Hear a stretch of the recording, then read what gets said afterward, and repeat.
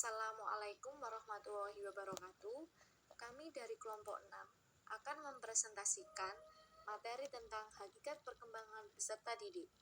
Perkenalkan nama dari kelompok kami. Yang pertama ada Rahmatul Laila dengan nomor NIM 21202018 dan Nurilita Putri Intarisya dengan nomor NIM 21202130.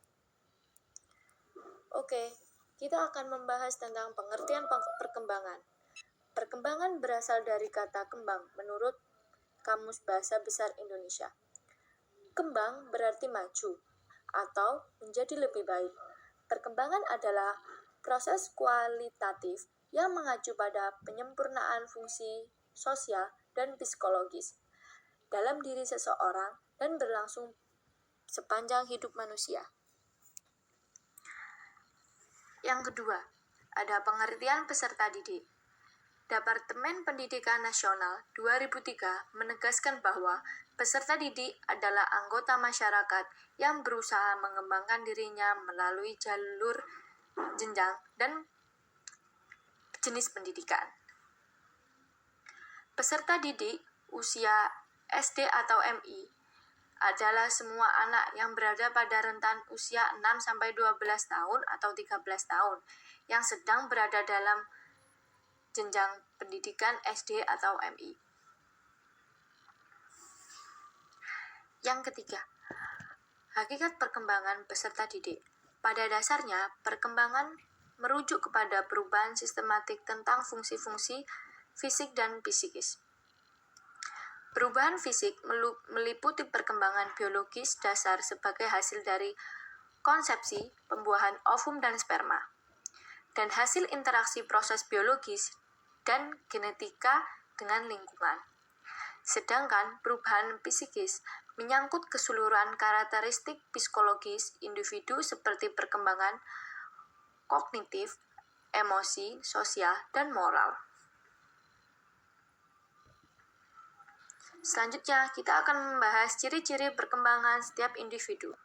Yang pertama, terjadi perubahan ukuran.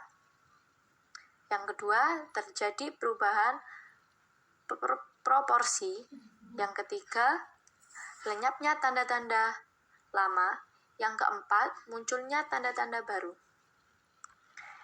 Itulah penjelasan dari saya. Selanjutnya akan dijelaskan teman saya yang bernama Rahmatul Laila.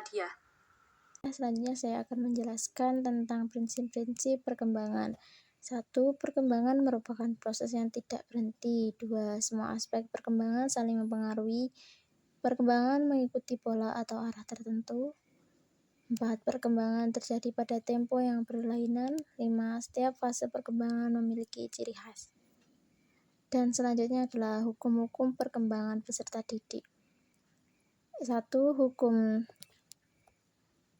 cephalocaudial. 2. Perkembangan terjadi dari umum ke khusus. 3. Hukum proximodistal. 4. Perkembangan berlangsung dalam tahapan-tahapan perkembangan. 5. Hukum tempo dan ritme perkembangan.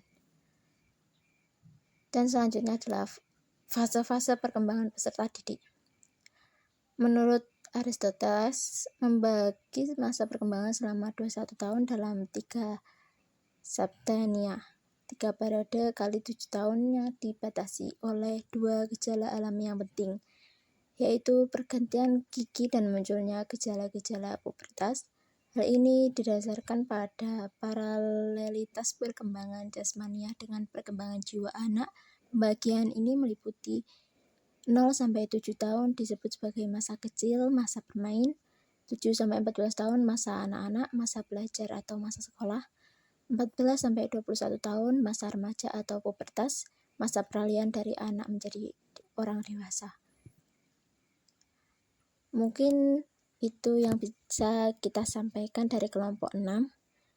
Saya Rahmatul Laila dan teman saya Intan Putri Intarisya. Wassalamualaikum warahmatullahi wabarakatuh.